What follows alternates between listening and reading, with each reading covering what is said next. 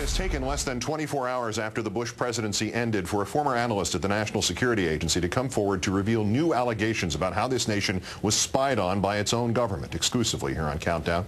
Our third story tonight, Russell Tice has already stood up for truth before this evening as one source for the revelation in 2005 by the New York Times that President Bush was eavesdropping on American citizens without warrants. Tonight, the next chapter for Mr. Tice, a chapter he feared to reveal while George Bush occupied the Oval Office, that under the color of fighting terrorism, the Bush administration was also targeting specific groups of Americans for surveillance, non-terrorist Americans, if you will.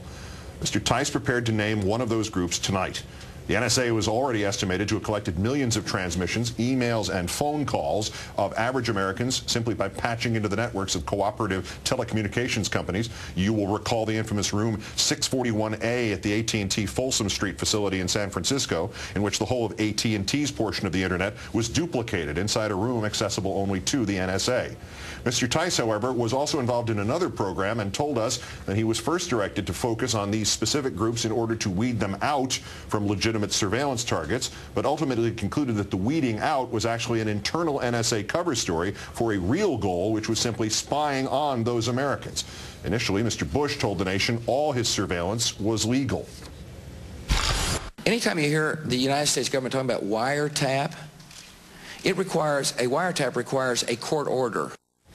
After the New York Times revealed that to be a lie, Mr. Bush claimed his surveillance circumvented the constitutionally required process of obtaining a court-ordered warrant only in cases of clear links to terrorism.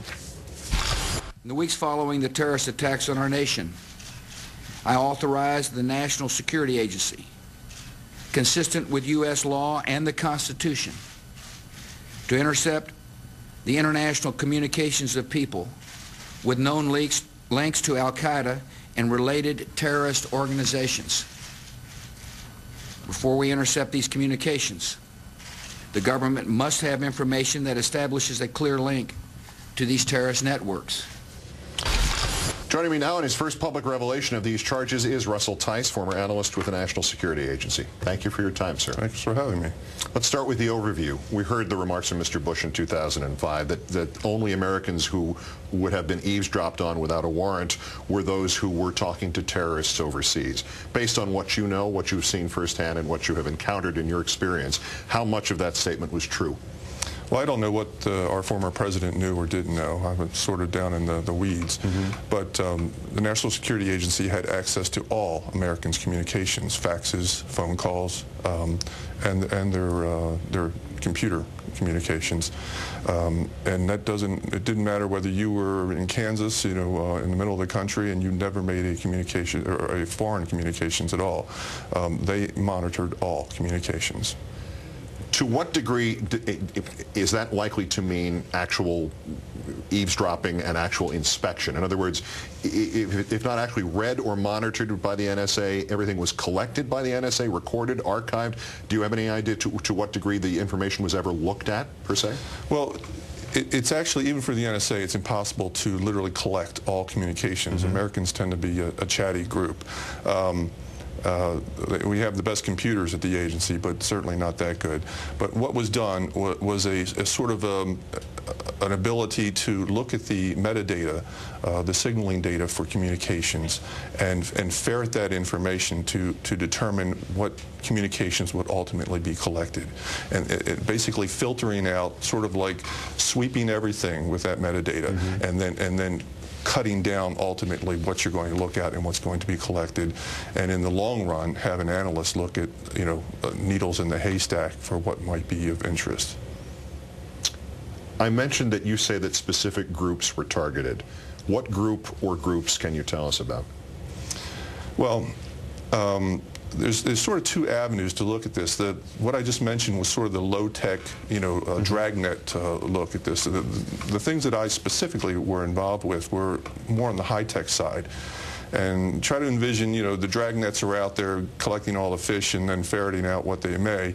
And my technical angle was to try to harpoon fish from an airplane, kind of thing. Okay. So it's two separate worlds. But in the world that I was in, as to not harpoon the wrong people, in one of the operations that I was in, we looked at organizations just supposedly so that we would not target them, so that we knew where they were as not to have a problem with them.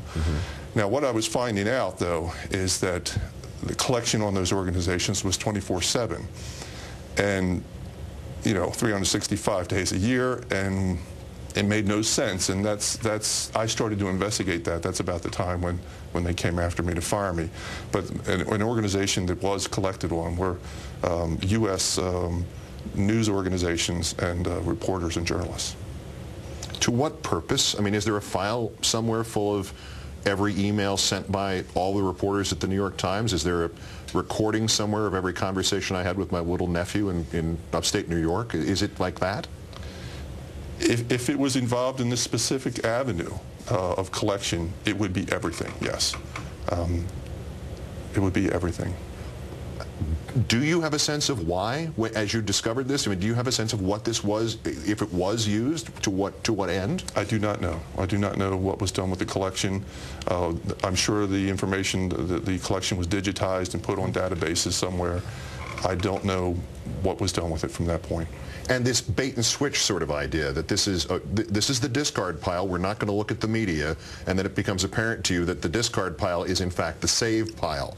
How did that become apparent to you?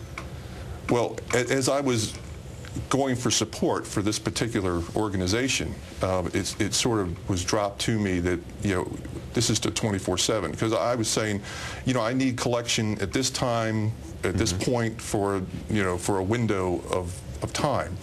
And I would say, will we have the capability at this particular point? And positioning assets. And I was ultimately told, we don't have to worry about that because we've got it covered all the time. And that's when it clicked in my head, this is not something that's being done on a onesie basis, onesie-twosies. This is something that's happening all the time. In a broad sense, and I imagine this question could be asked 100 times with much more specificity, but what other kinds of information are you aware of that was collected by the NSA on ordinary Americans? On ordinary Americans, I don't know. The parameters that were set for how to filter that, now we're back to the low-tech side, were things like looking for parameters like if a terrorist normally would only make a phone call for 1 or 2 minutes, then you look for communications that are only 1 or 2 minutes long. Oh, okay. Now, that also could be someone ordering a pizza and asking their significant other what sort of toppings that they wanted on their pizza. That's about a 1 to 2 minute phone call. We mentioned this idea of the bait and switch of this is the discard, no it's not, this is actually the target. Can you explain the maneuver, another sort of bait and switch that was worked with the congressional committees that would have had to be asking questions about stuff exactly like this? Well, the agency would tailor some of their briefings to try to be deceptive for whether it be a congressional committee or someone who they really didn't want to know exactly what was going on. So there'd be a lot of bells and whistles in a briefing, and quite often the meat of the briefing was deceptive.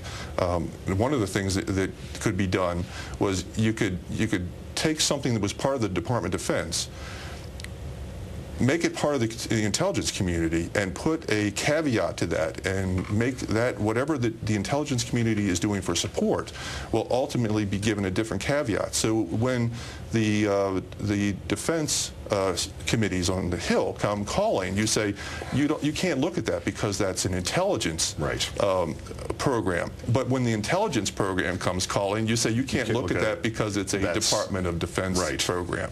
So you basically have a little shell game that you're playing back and forth. It's brilliant in its simplicity. It's wonderful in its simplicity in a different context. Last question here. What happens now? Can the Obama administration stop this? That's the first part. And secondly, has anybody from the Obama administration been in touch with you about this?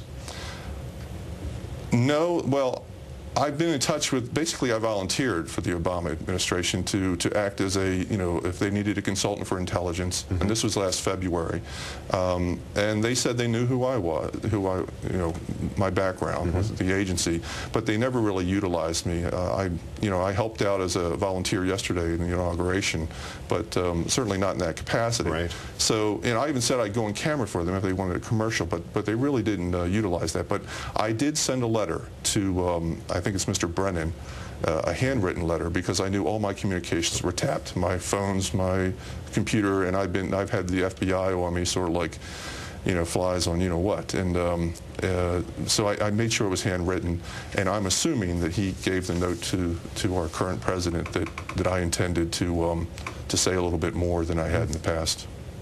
And you have done that. I think, if it's all right with you, I think we're going to have to do another interview tomorrow. There's only about twice as many questions left.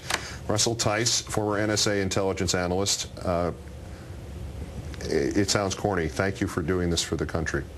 Well, you know, I raised my hand, just like the president, and my oath was to support and defend the Constitution, not a director of an agency, not a classification on a piece of paper, but ultimately the Constitution. And these things were against the law that were happening. So I was just doing my job, really. Well.